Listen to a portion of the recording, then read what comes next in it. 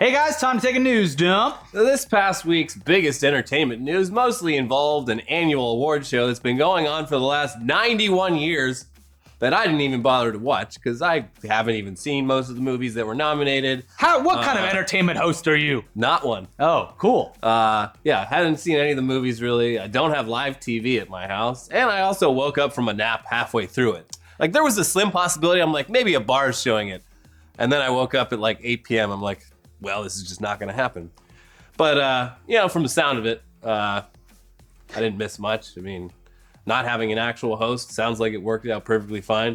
Dare I say it was better than previous years not having a host because you were able to cycle through a bunch of very talented people who did their own bits. So, we apologize, Kevin Hart. We see what you did there. Yeah, you saved us all. You saved the Academy Awards. Yeah, terrible Oscars. Also, though, Green Book won Best Picture, and a lot of people didn't like that. A lot of other people did. We're not here to talk about the highbrow, high society controversies of the Academy Awards, though. Can I just say that it was the best part of the Academy Awards was Spike Lee. I didn't care for it. Wasn't my cup of tea. Oh, and then he just like loves his own joke. That was worth it alone. Yeah, people were saying Spider-Man won. Yeah, that was nice. Yeah, that's one of the few movies that were nominated that I saw. So it was like, yeah. You go, Spider-Man. It was a weird year. Anyway, yeah, instead of looking at it, it's been done to death. The New York Times podcast, The Daily, did a pretty good look at why people are mad at Green Book. So just listen to that. Mm-hmm. Let's look at a much, much dumber controversy that's taken the internet by storm for the past few weeks. The shocking revelation that Brie Larson is, in fact, Adolf Hitler. I think 30 seconds went by. We can say the word Hitler without getting demonetized. That's how YouTube works. I'll risk it. Now, I know, it may shock you to hear this if you haven't already, but Brie Larson is using her platform as the latest Marvel superhero to call for the genocide of all white males. Well, not literally. Well, not yet. Mm-hmm. Well, actually, not at all. But at this point, the discussion around her and around Captain Marvel in general, it's basically 2016 Ghostbusters all over again. And it's looking more and more like people are getting mad just to be mad. And they might be hearing about this second or third hand and getting a lot of the quotes and intention completely twisted and wrong. Yeah, it turns out just, getting your worldview from like headlines. Yeah, or forums. Yeah. Here's the thing, and I'll say this up front, like, we are probably not going to change your mind if you're upset about this. And that's fine, I guess. You can believe whatever you want. It is a free country still. But here's the thing. We're going to take a look at the whole thing and try to break it down for people who maybe heard the wrong stuff or wanted another viewpoint on it, because you can go back to your echo chamber, that's fine, but we want to challenge you a little bit. Yeah. So let's look at exactly what Brie Larson said that set this whole thing off. Yeah, so back on February 7th, women's magazine Marie Clare published an interview with Brie Larson. And it's important to note that because she's doing it. It's a women's magazine. For a women's magazine. About lady stuff. Yeah. It's one of them lady mags. Mm-hmm.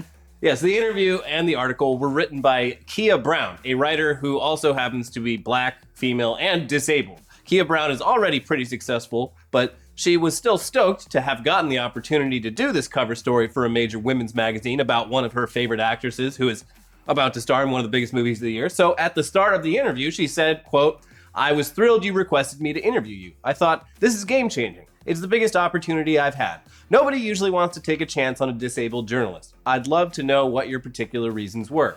To which Larson replied, "About a year ago, I started paying attention to what my press days looked like and the critics reviewing movies, and noticed it appeared to be overwhelmingly white male. So I spoke to Dr. Stacy Smith at the USC Annenberg Inclusion Initiative, who put together a study to confirm that.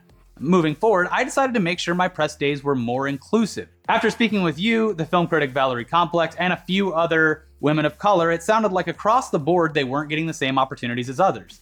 When I talked to the facilities that weren't providing it, they all had different excuses." As the conversation continues on this topic for a while, Brie Larson talks about how she has only had her current level of fame and influence for a few short years. And she appreciated actresses like Emma Stone and Jennifer Lawrence going out of their way to help her navigate this new life of hers. Similarly, writer Kia Brown talks about how it's important for her to use what power and influence she has as a disabled writer to help out other disabled writers. They both agree on the importance of using the privileges that they've been afforded in their own careers to help improve diversity and representation in their industry. So the fact that these comments were seen as so controversial to some people strikes us as a bit odd, I guess. I hadn't even heard about it till it started blowing up all over the internet like a week and a half, 2 weeks ago. See, I heard about it at the beginning, and I was like, oh, whatever. Oh, well, I read the quote at the beginning, and I was like, that seems perfectly reasonable. 2 weeks later, I'm like, oh, people are still on about this, huh? Yeah, and in my head, I was just like, yeah, it's a Marvel movie. I'll see it. We just had Wonder Woman. You're right. I don't know much about Captain Marvel, but hey, it's a Marvel movie. Well, where I come from, captains are men. Captain Hook. Captain Crunch. Yeah. You know who's put all Captain those... Planet. Who accidentally spilled all the Oops All Berries in the Oops All Berry cereal? Probably Captain Woman something. Probably. Can't even separate the ones that cut the roof of your mouth with the fruity bits. What are we gonna do? Anyways, yeah, it was odd that these comments to a woman's magazine were just so controversial with some people, but we'll be generous and acknowledge that it's not entirely crazy to see talk of inclusivity and diversity as the opposite of meritocracy, where everyone is just judged entirely based on their talent and ability. Thing is, though, you're assuming meritocracy is what's already in place, and it's absolutely not. You don't have to work in the film industry to understand this. People fail upwards in every industry based off of who they know, what they look like, and all sorts of other qualities not related to how good they are at their jobs. Nepotism runs rampant in every fucking industry, specifically the entertainment industry. Yeah. You know, Nicolas Cage, what's his real name? Nicholas Coppola? What? Not my one true God. Anyways, we're way off topic here. It does exist though. And people with power, they've always used that power to elevate others with them. Brie Larson's just being honest about how she herself is doing it. Yeah, we used to do film junkets a lot back in the day. I hated it, and I'm glad we don't do it anymore. Yeah. But, I mean, there was always some diversity. It wasn't all white dudes, but we'd be lying if we said it wasn't mostly just the same rotating roster of white dudes at every single one of them. Yeah. The film press, especially the online film press, is a pale white sausage fest. I mean, look at us. Yeah, I'm not trying to take away from the fact that a lot of the people doing these interviews at junkets are great at their jobs. They are. But when you're Brie Larson or any other actor or filmmaker who isn't a white dude, it's understandable that after a long 8-hour junket day answering the same questions over and over again, you might start to wonder if maybe there would be more to talk about if the people asking you questions were a bit more diverse. Or maybe could relate to you on an even deeper level. Yeah. And I'll say, based on my experience going to junkets, it's somewhat diverse. It's not as bad as some people are making it out to be, where it's like entirely 100%. No, it's like absolutely white dudes. not. So there is some diversity, but like I said, you got to understand, like when you go into a film junket, you get 3 to 5 minutes with someone, and their PR people are standing behind them, Yeah, it sucks. basically making sure you don't ask any actual good questions. And then you get 3 to 5 minutes, and the actress or the actor is sitting there doing that all day for sometimes multiple days at a time. Yeah. And traveling around and do it. So You can see how they might want to be like, hey, can we mix things up here? yeah. Now, we've probably gotten ahead of ourselves here because we're assuming that people got mad at what Brie Larson said and not, as seems to be actually the case, mad at the headlines on social media, summing up her comments as briefly as possible and implying that Brie Larson wants to ban all white men from journalism and make sure that no white men are doing movie reviews. Because it did, in the quote, it doesn't even really like latch onto the review part at all. It just says for press at the junkets and stuff. Yeah. So maybe I'm parsing words too, but that's what it seemed like to me. Anyways, fast forward to a little over a week ago at the actual Captain Marvel junket, and Brie Larson gets asked to clarify those comments by literally one of our friends that we met doing junkets, Kevin McCarthy of Fox 5 DC. He's a great dude who we've actually spent a lot of time with in the past, but he's also a white male. And we only point that out because, according to the hysterical, sensational response to the Clare comments, Kevin McCarthy shouldn't even be there. Yeah. How did he get there? Get that man off the air. How did he sneak in? Ironically, his wife is a film journalist and a woman. Yeah. Good people. They are. They're really nice people. So yeah, like if what she was saying, if she was actually banning men from interviewing her, the fact that she's being asked about this by a white man kind of disproves that interpretation. I haven't seen Dan Casey talk about being banned from junkets anytime soon.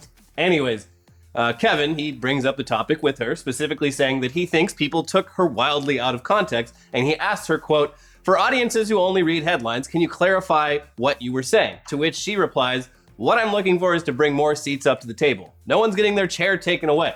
There's not less seats at the table, there's just more seats at the table. That's it." So it's like the opposite of musical chairs. It's like if musical chairs was a really fun game where everyone got to sit down and the music just kept playing. Liberals are ruining musical chairs, an American tradition. Participation chair. Yeah.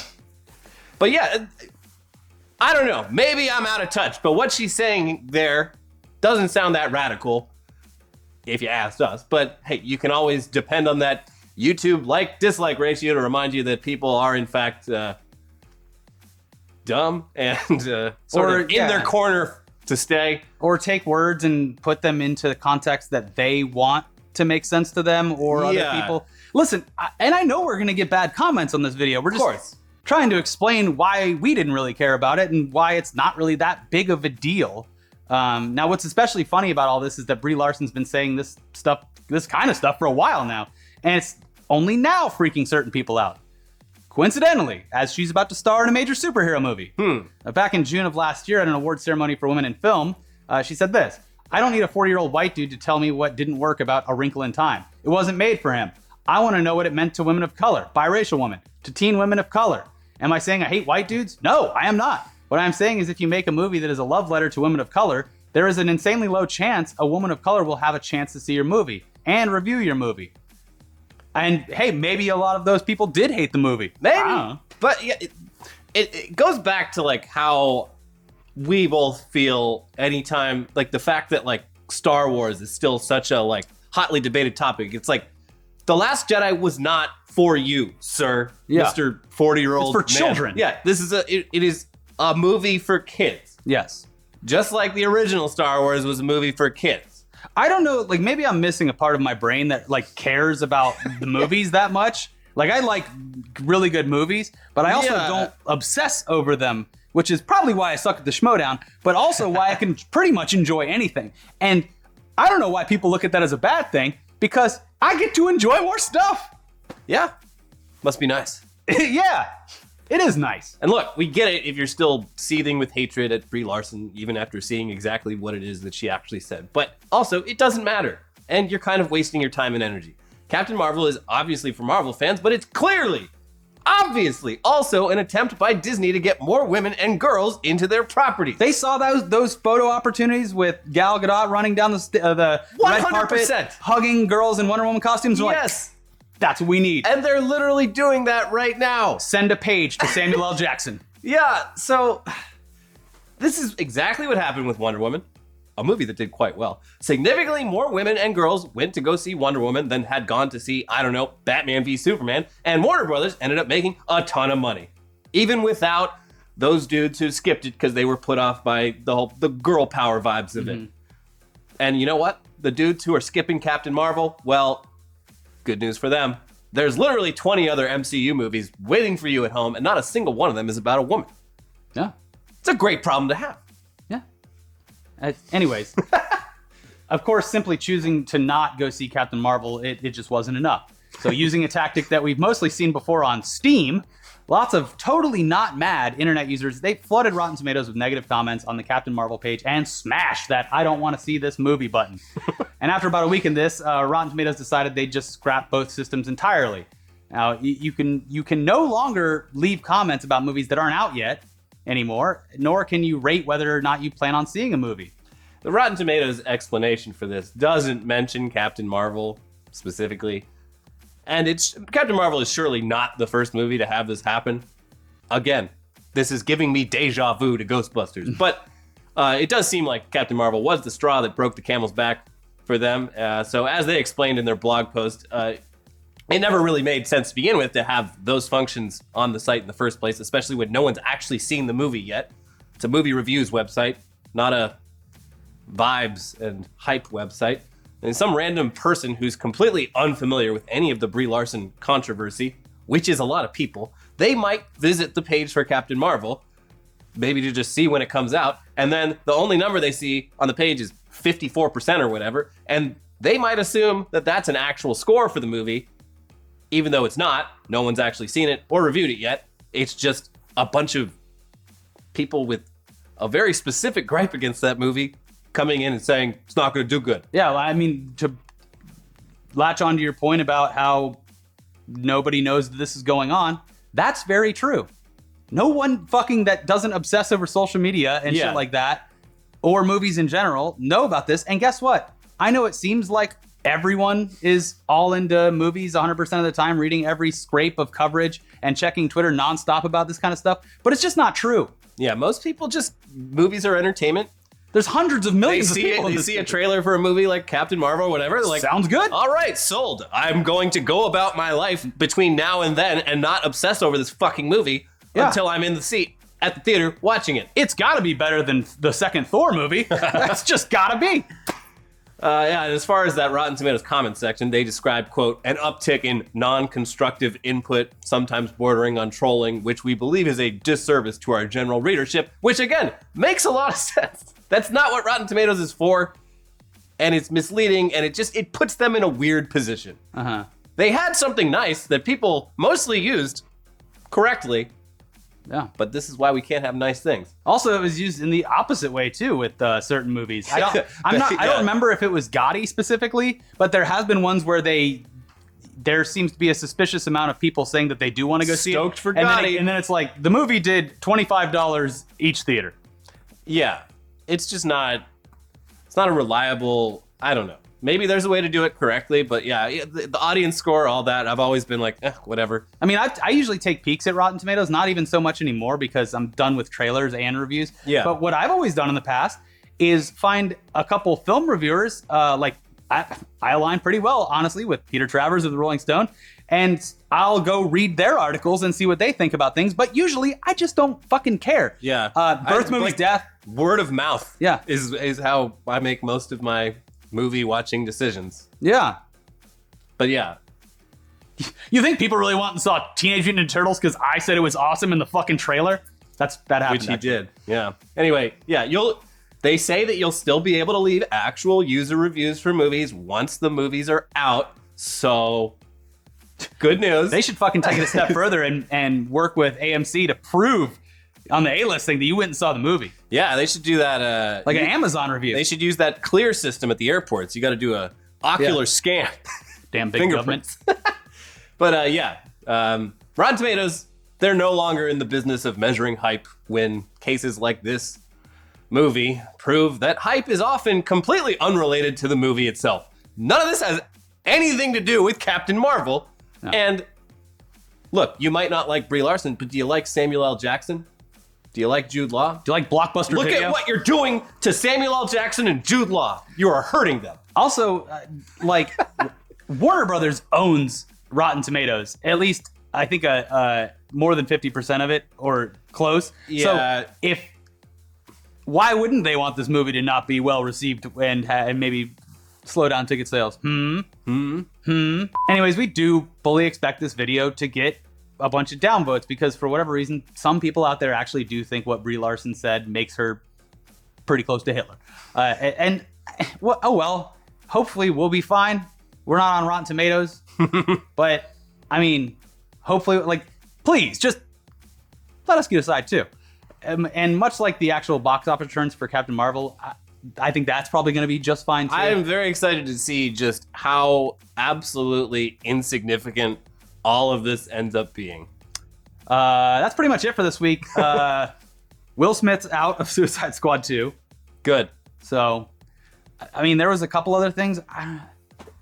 We're getting a Viewmaster movie from cool. Mattel. Yeah.